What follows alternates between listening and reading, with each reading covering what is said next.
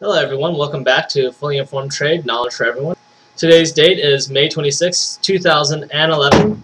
I'm just going to go ahead and review the dollar index for starters. Dollar index is going right below the, and it is finding some support at around 75, 47, 50, somewhere around there, and 75.40 actually. We do have a retracement area right around here, the 23.6% retracement, Fibonacci retracement, and not only that, you have a multi-year area of support right here. So again, multi-year area of support, 1, 2, 3, previous area of resistance, so 4, 5, 6, 7. So again, this is going to be the 8th touch of it, and quite frankly, I do think that this area could be some strong support.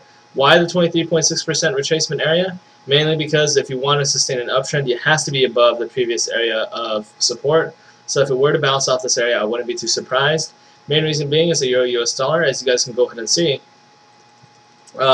Euro-US dollar did go up a little bit, but it has found some major resistance right around the 1.42 area. I don't think the 1.42 area will be broken anytime soon.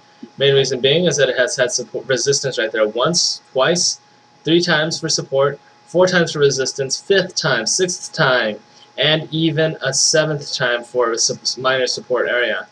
And even then, 8th touch, 9th touch. Okay, so this is pretty much, it's touched it around 9 times. And I don't think any forex trader would debate this area. I think they would definitely be a seller right here and would anticipate this market to continue going lower. When you see a weakening euro, you're definitely going to see a strengthening US dollar. And a strength in the US dollar index means weakening commodity markets as well as weakening stock markets. When you see this pattern break down right here, I do anticipate this to fall down to numerous areas. One of them being the 200-day moving average is just the 1.38 area. $1.38 area. After that, 1.36 or $1.36 and $1.35. And I do find some minor support right here at around $1.39. $1.39 because of this area of previous resist support right here, previous support right here, previous support right here, and previous support right there as well. Okay, let's move on to the next chart, which is silver. Silver, let's go ahead and move on to the multi-month chart. As you guys can go ahead and see on the 6-month chart, previous area of resistance right there, previous area of resistance right there. It has touched the resistance area once. It has not confirmed above it once at all.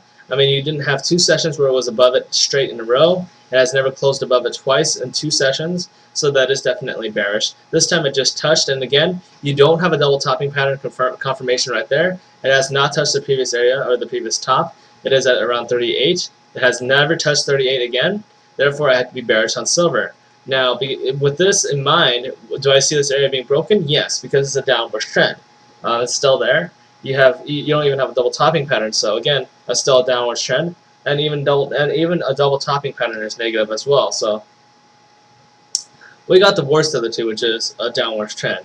And since we're in a downward trend, I do anticipate this area being minor support before it just breaks down below it and continues lower into the 200-day moving average and the $26 area, somewhere in that range. Now, throughout this next month, June, if I haven't mentioned this before, I'm going to mention it again. The Federal Reserve is going to end their quantitative easing too. So when you end quantitative easing too, you're going to see the stock market have a bounce. But right now, everybody is trading in anticipation of that. They're selling their stocks. They're buying the dollar. They're getting rid of the euros. They're getting rid of the British pound. They're buying bonds. Everything is anticipation of the event. Why? Because everybody knows. So they're acting beforehand. Prices change beforehand. And once the event actually happens, then you're gonna see the sell the news, you're gonna see basically, yeah, basically in our case with the euro, you're gonna see buy the euros or sell the sell the hype, buy the news. That's what it's gonna happen. That's gonna happen because remember, since the euro is falling, you're gonna have to sell the hype because the hype is the Fed is gonna end the quantitative easing. And once the Fed is done with the easing and they announce it, you're going to buy the hype, or more like buy the news, basically. Why? Because, again, that means, that a lot of shorts will have to cover. Now, the same thing has to go for the Euro-US dollar. Not the Euro-US dollar, I mean silver market. Silver market, 30, right? 30, maybe even goes down to the 26. I anticipate this market to continue this downward trend throughout June. Why? Because everything is going to happen before June. Everything is just going to happen before June. I think the biggest move is going to happen by the end of June. And after the Fed announces the end of quantitative easing too, that's when markets get a pretty solid bid beneath it. But for right now, I do see silver going below, and I do see that this area being around 30 to around $26. That's where you should anticipate silver to go to.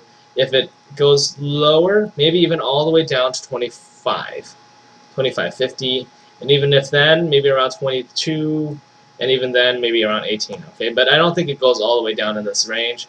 I'm anticipating anything above $26 to be the real range for this market before it gets a bid. And I mean a significant bid, a trend-changing bid. Okay, we have not ended this downwards trend, therefore I'm still bearish. Gold, double topping pattern right here.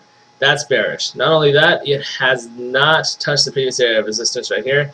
Double topping pattern, it has not confirmed above this trend line right here. No confirmation means a downwards trend again. And also another thing I do want to point out is that the euro is most likely going to strengthen in overnight's European trading session. Well, not strengthen, I mean weaken in overnight European trading session. That means dollar strength, that means gold weakness. Okay, moving on, I want to go ahead and talk about the Dow Jones Industrial Average. Dow Jones Industrial Average has had a continued downwards trend, but not only that, it has had 4 consecutive closes beneath it. On the 5th consecutive close beneath it, it's going to be kind of negative, maybe around 50 to 60 points negative. And on the 6th close below it, you're going to see a pretty major sell-off. And again, that's kind of what I'm kind of getting at. I think Monday or Tuesday will be a major negative day on the Dow Jones Industrial Average. See that symmetry right here? Downward trend completely. Euro, I see some weakness in the euro still. And it has a master resistance area. I mean, super strong resistance area. Pie in the sky, you're not going to break it, not for a while.